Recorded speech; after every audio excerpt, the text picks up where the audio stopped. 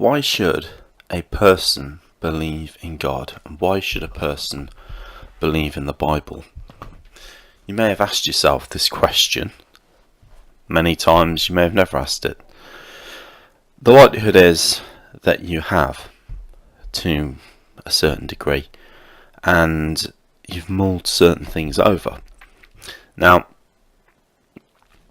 what I want to do is I just want to explain why you should really believe in God and why you should believe in the Bible. Why is it that that has to be true? Well, why would I say that? I mean, what did I just put that out of thin air, or why am I saying it? So if you take some time to listen, I will explain to you why that has to be true and why you should believe in God. Now, first of all, we've got to look at the world as a whole.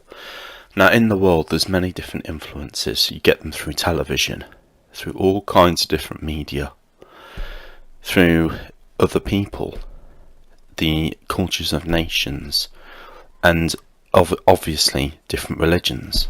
Now, to start with, how do you know something is true? Well, it makes sense, obviously. If you think about it, no matter what you believe in, no matter what you think, no matter where you go, no matter what path you follow, you go there, you do something, you believe in something, you subscribe to something because it makes sense. It's the only way you can really think properly in a coherent fashion, unless you are somebody who just doesn't care and you want to be destructive and you've got issues and you don't really care what you think. Well, that in itself, though, can be a philosophy that makes sense as such. So, in other words, if you don't care about anything, you don't have to abide by any rules, so you can just live as you want. So that even in that, there's logic, there's sense. So, breaking things down into those categories, let's just look at things clearly. Now, first of all, we have to think, what do we all want, generally speaking? What do we all want? We want to abide by human nature. We want to live the way human nature dictates to us. And what is that? To be rich, to be successful, to be have a high social standing, to have people to listen to us, to be somebody important, to have something of importance, to be able to do something, to have people talk about us or say, or have something somebody else doesn't have, or all these things. There's loads more. I really aren't going to bore you with the lists, but all these things are part of human nature, and human nature is really the driving force behind our choices for what we believe in, for what makes sense to us. It's human nature. So, for example, some people believe in a religion or a belief system which makes sense to them.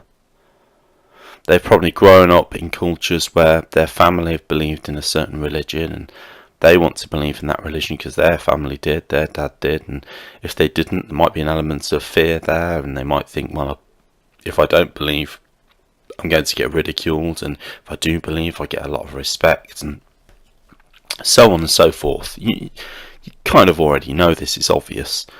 So, in other words, people believe what fits their circumstances, what fits their idea of how they should be, or what kind of person they should be. Okay? Now, everyone in the world thinks the same way. Everyone is a human being, obviously. We all have human nature, so we all subscribe to certain ways of believing, and certain cultures and certain traits of our personality are based on this. They're all based on human nature. Now, the religion example that I gave, where if you grow up and you believe and you're doing it through certain traits of human nature, possibly fear, stuff like that. That falls into a lot of categories, and that in itself is a massive part of the world. You think about how many religions there are out there, there's loads. Now, it's also the same with the way we construct ourselves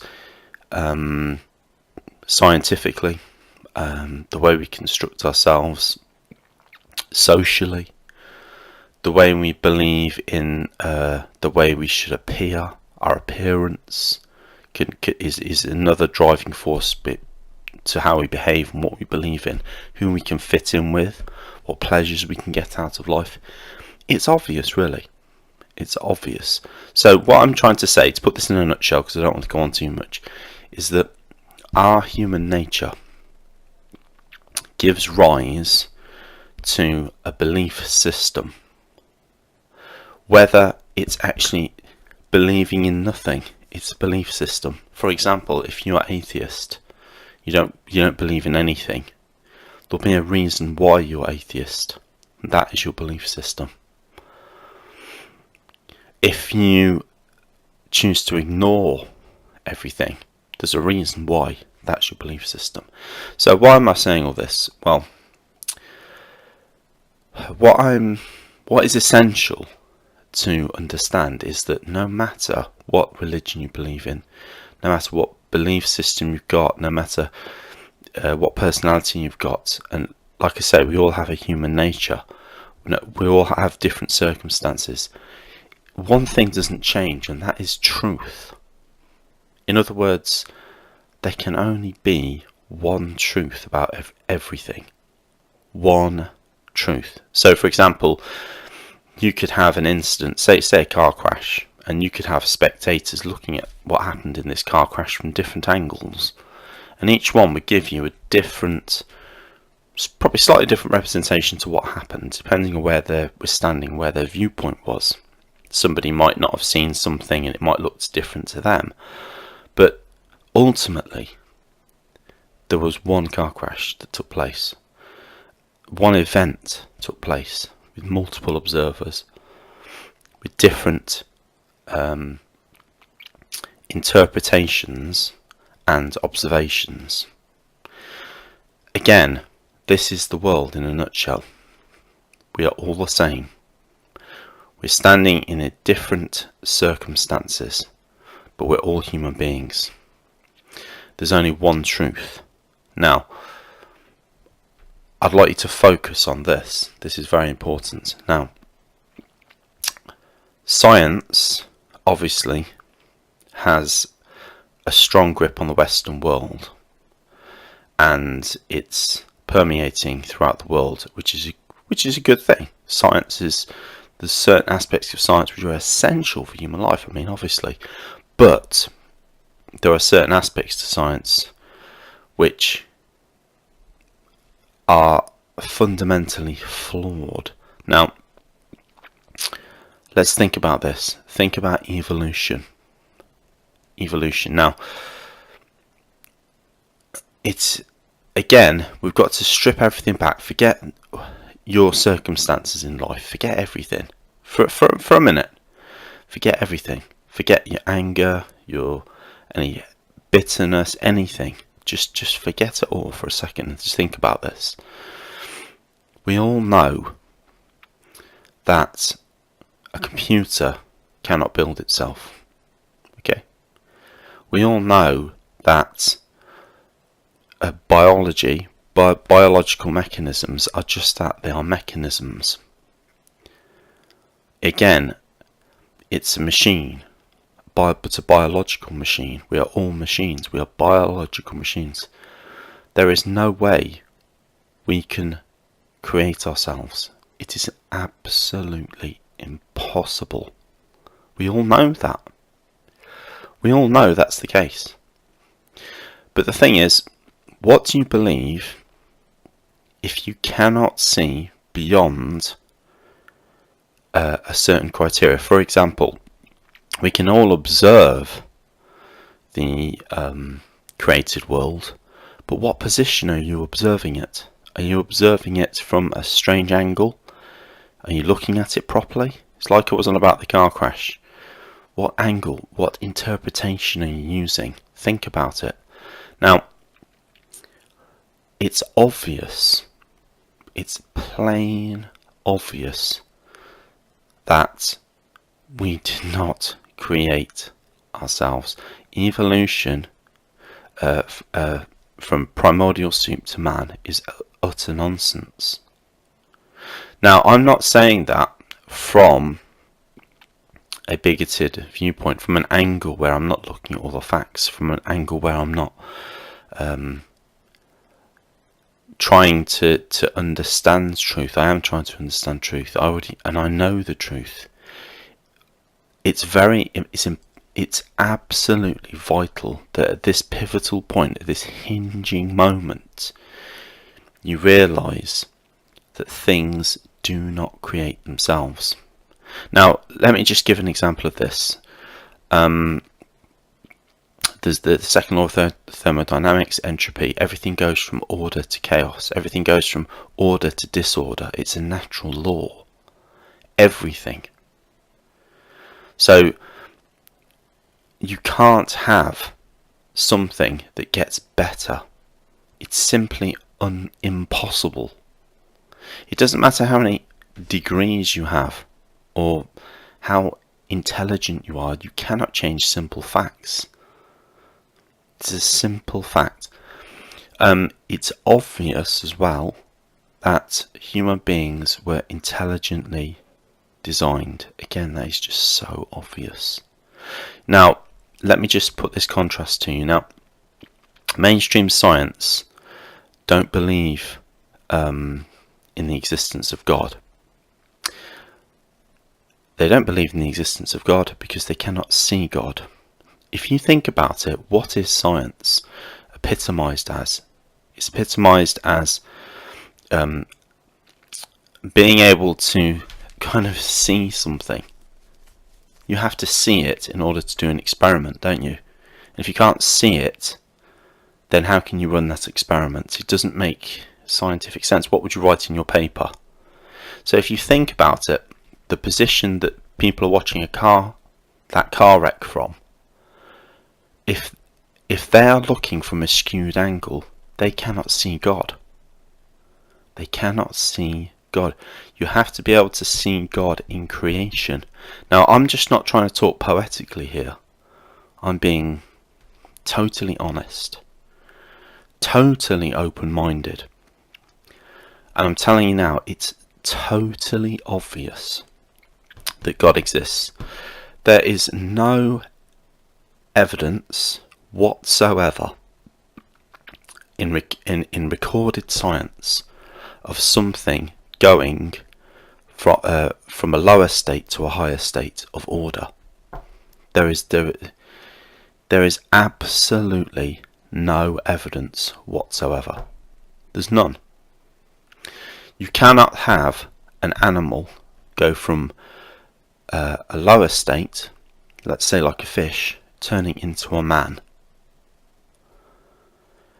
It's total and utter garbage.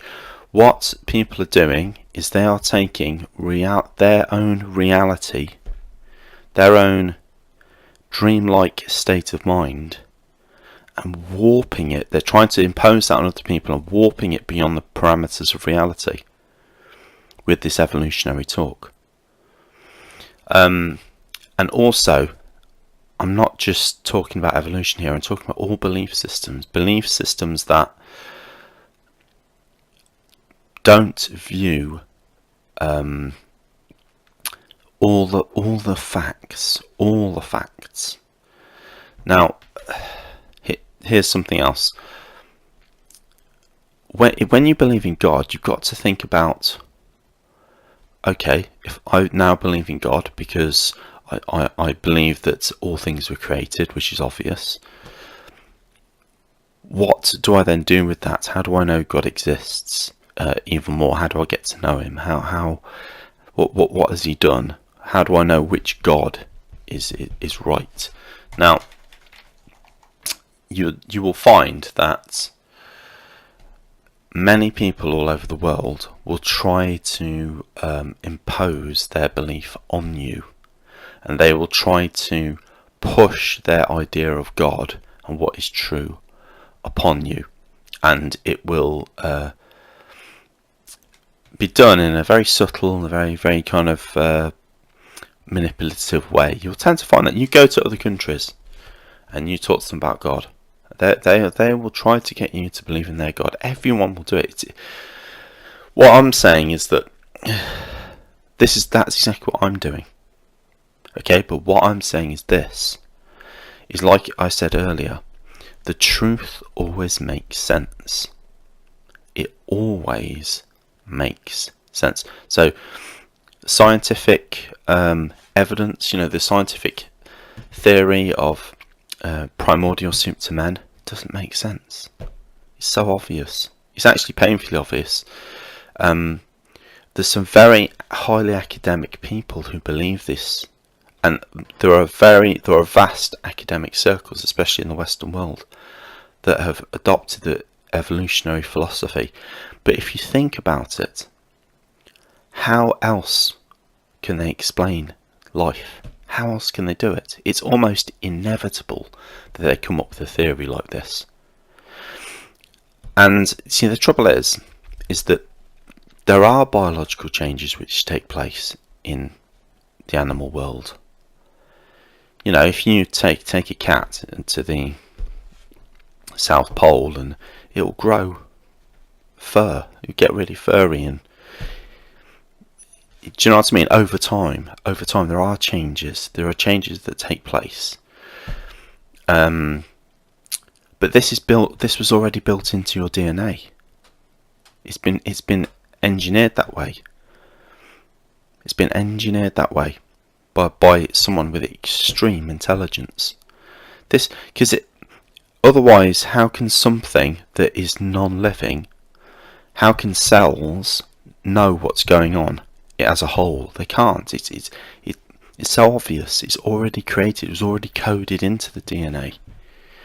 Things start degrading as well. So you do tend to find that if you go to deep rivers and lakes, or where you do find some strange-looking animals, and you find that a lot of them are actually changing. They're getting parts of their bodies aren't being used anymore, and that God has made it just like the fur that grows on animals when they're in the cold climate.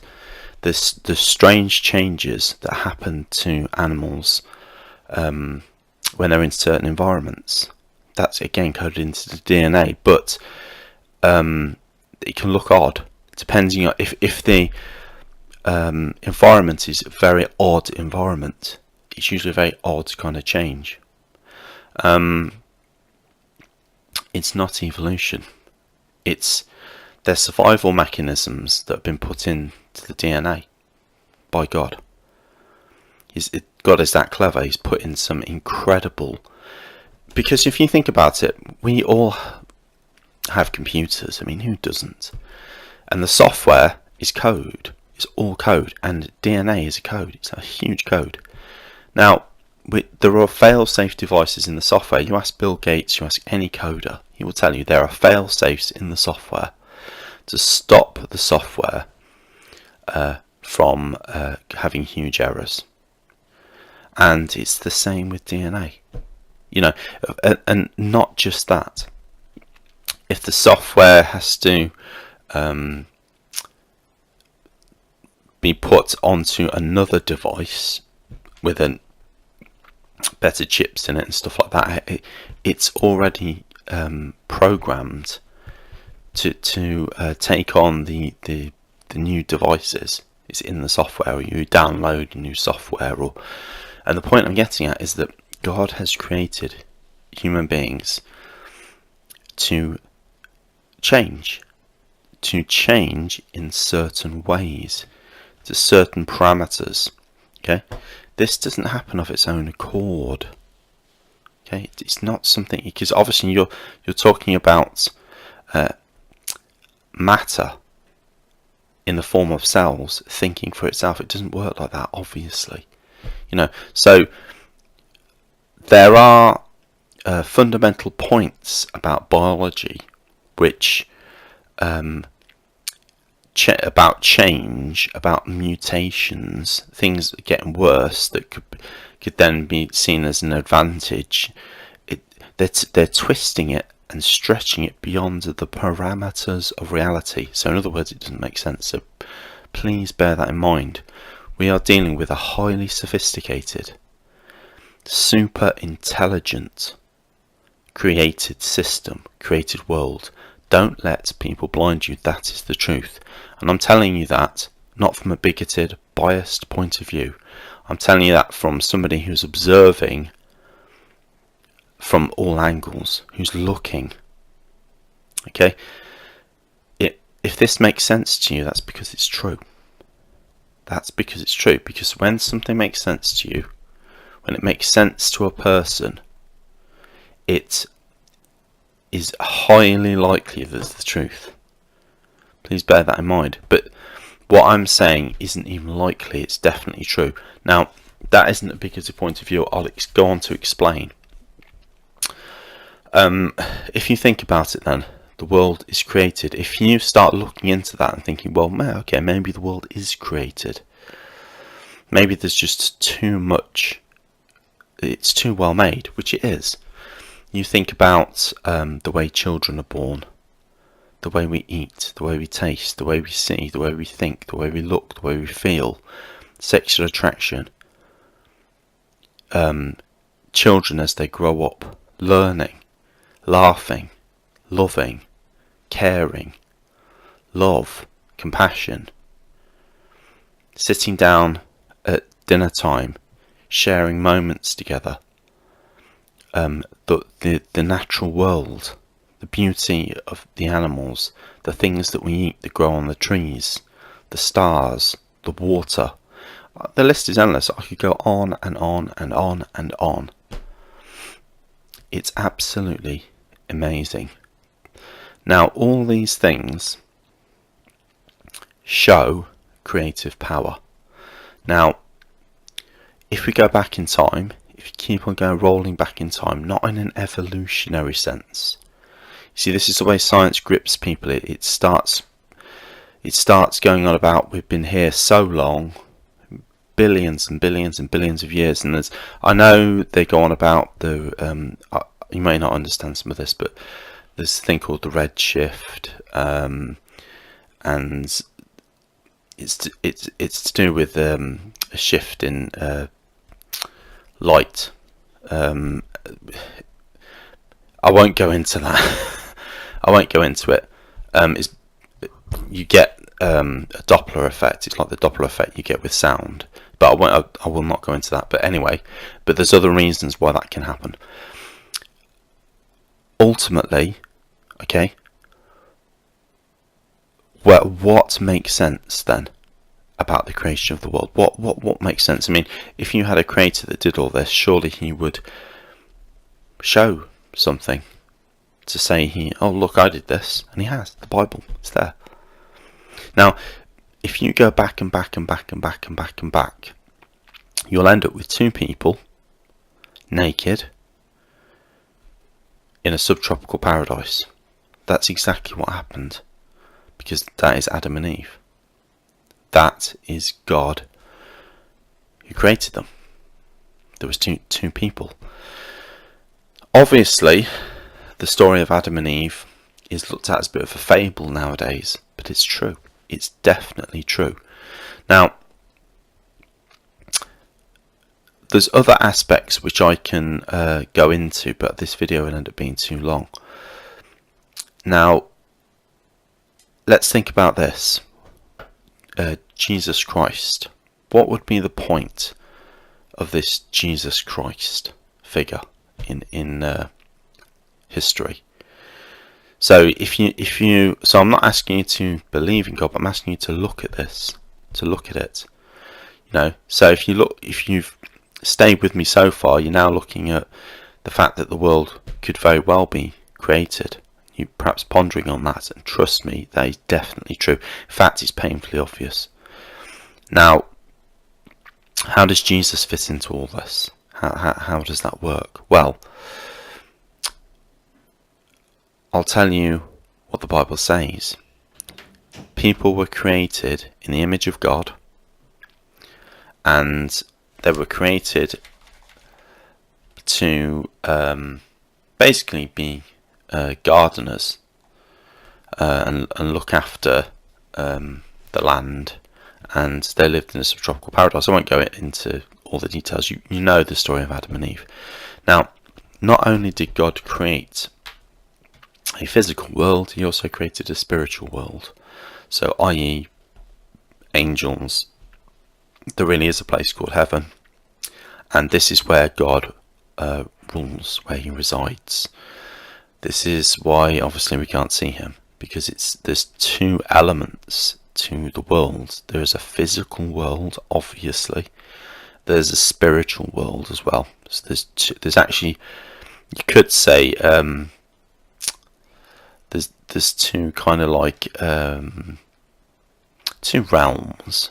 There's the physical and the spiritual. Now, I'll just tell you what I know. That it says in the Bible that the whole universe was created through Jesus and for Jesus. So God created the entire universe and everything in it for Jesus Christ. And it was made through him, because God spoke. It calls Jesus God's word. So God created everything through his word. Now, after this, I won't go into all the details, but there was an angel that was created called Lucifer. I'd be amazed if you haven't heard of that. And he was given great, a very high up position, and he was greatly adored by all the other angels. But he began to become proud. He became very proud. He was given great knowledge and understanding, and it says that his conduct was perfect on the day he was created. And he was actually called the light bearer for God. Okay, now things went wrong. You're talking about a very, very, very intelligent, powerful, angelic being here. So the angels, and the reason why we have the angels is they were to govern the existence of human beings and act as servants in the heavenly courts, in the heavenly realm, and actually rule over the entire universe, with Christ abiding as the head. But they ruled, so the angels ruled, but Christ was like over them, and God was as well. So it's a bit like having your own business, and you've got a manager. You kind of rule that site for me, or those sites. Although I'm in charge, you rule. So that this is what happened. The angels were given authority and power to rule.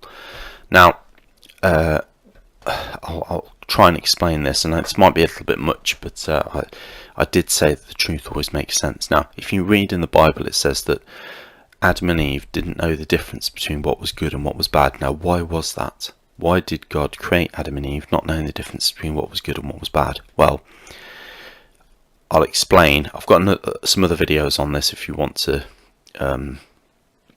watch them. Well, what it is Adam and Eve were created in the image of God, but God wanted to create beings that were like him, that could do what they want, when they wanted, how they wanted.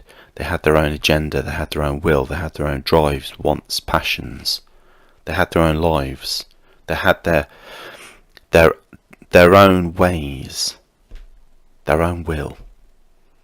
Okay, now that's like him. God can do what he wants when he wants. He's not answerable to anyone. Now the angels, on the other hand, they are servants of God. They are servants, holy servants. Okay, so they act in the will of God and under God's jurisdiction, whereas human beings were created with their own nature. Now, what is human nature? Human nature is carnal, very, it's sexual, it's ulterior, it's superficial. It can be prideful. We can be envious. We can be, there's all kinds of traits in human nature. And we want to do what we want, when we want, how we want. If we don't want to do something at a particular time, we don't do it. If we want to say this at some point, we say it. And we feel good, we feel almost righteous. Now, you see, what God did, you see, is he made us slaves to that nature. So human beings were created as slaves to their human nature. Okay? Now, because we were created as slaves to our human nature, we did everything our human nature wanted. So, for example, Adam. God gave Adam everything he wanted. If you go into Genesis, read Genesis, if you're not familiar with it, you'll see that God gave Adam everything he wanted. So he was happy with God, because that's what God gave him. So Adam didn't really understand God in truth. He only really liked God because God gave him everything he wanted. Okay? Now, where I'm going with this is, there's another thing in the Bible, if you read, it's about slavery, being a slave to sin. Like I was saying, a slave to human nature. So, in other words, Jesus taught this: if you are conquered by sin, you become its slave, and you, therefore, it's a form of idolatry. So, in other words, if you are a slave to righteousness, to God, then you're kind of God's slave. Right? He is your God. But if you're a slave to human nature, that becomes your God. That becomes your idol, and you become a slave to human nature. So you become almost Satan's slave. Okay? Now, the reason I'm saying that is because in the beginning, when God created human beings and we were created as slaves, we didn't realise we were created this way. Okay? Now, how did we not realise? Because God stopped us from understanding the knowledge of good and bad. That's exactly why. Now, does that make sense or what? So, for example, if we were created by an evil God, he wouldn't have bothered that we understood certain aspects, spiritual truths, as it were. If we'd have come to understand them, it wouldn't have made much sense. So if we realised that we didn't serve God really, we just served what we wanted, that we were slaves to human nature, our God was really our desires, our passions, our wants. That was our God. Not God himself. We didn't understand God in truth, you see. That had to be hidden from us. It had to be hidden. Because as soon as we found that out, that means we are now in direct disobedience to God. Because we are not serving him. He is the true God. As the angels do, you see. So, I call it the righteous reproduction problem. Or RRP. You cannot have a being that is like God, that is exactly what God wanted to do. He wanted to create beings like himself, that does not then believe that that being is God, and that rivals with God. Do you see what I mean? So if you create in a being the same characteristics as the righteous God has got, so they want to do what they want when they want, with their own will, their own passions, their own desires, that's exactly what God did. He put that into human nature. So he made human beings like mini gods with a lowercase g. Now, if you look in the Bible, Jesus talks about this. He says that in actual fact we are gods, obviously with a lowercase g, because we were created in God's image. That's why Jesus, when he was born into the world, which I will go on to explain, when he was born into the world, he could actually be born into the world because we are gods. So, for instance, God's Son could only come into the world if we human beings were gods with a lowercase g. Okay? Now, the reason I'm saying all this is because, does it make sense? I hope it does, because what I'm saying is I'm looking from an angle which is looking at everything. I'm not just looking from one perspective. Now, let's think about this. Sin came into the world. We've all heard about it. There was the tree of knowledge, the tree of life. God said, don't eat from the tree of knowledge. If you do, you'll die. So what did we do? We ate from the tree of knowledge. Obviously, there was a snake. People say they find it hard to believe that a snake could talk and all this, but what we're dealing with the power of angelic beings. So Satan, Lucifer, as he was called, he had the power to do that. He had the power to manifest through that snake. Don't ask me how. It's amazing, but it's obviously extremely sinister. But it's strange power these beings have. But anyway, he manifested, and his agenda was to trick us into eating from that fruit. And he said that if you do, you'll become like God, knowing the difference between what was good and what was bad. But he said that so that we would die. And ultimately from that came God's curse, because we're now under the curse of sin. So we started to die. That's why people grow old. I mean, have you ever thought about that? Why do people grow old? It's not just something that happened. God is an actual curse. You're seeing the curse of God every single day. When we're growing old, that comes from God. Now, this is why Jesus came into the world. Jesus came into the world. You think about it, people rot in the grave, don't they? I mean, they get cremated nowadays, but most of the time. But in the natural